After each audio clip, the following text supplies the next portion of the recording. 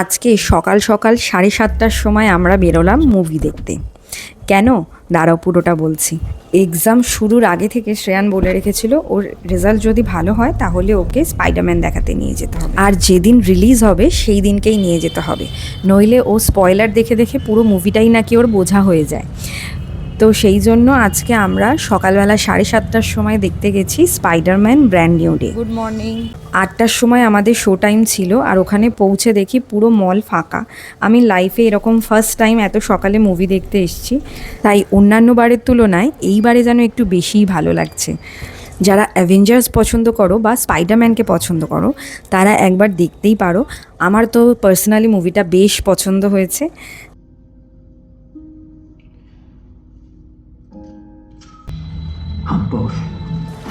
Movie শেষ হওয়ার পরে আমি আর সৃজন তো তাড়াতাড়ি বেরিয়ে গেছিলাম, কিন্তু শ্রেয়ান আর ওর বাবা দাঁড়িয়েছিল যে নেক্সট পার্টে কী আসবে সেটা দেখার জন্য।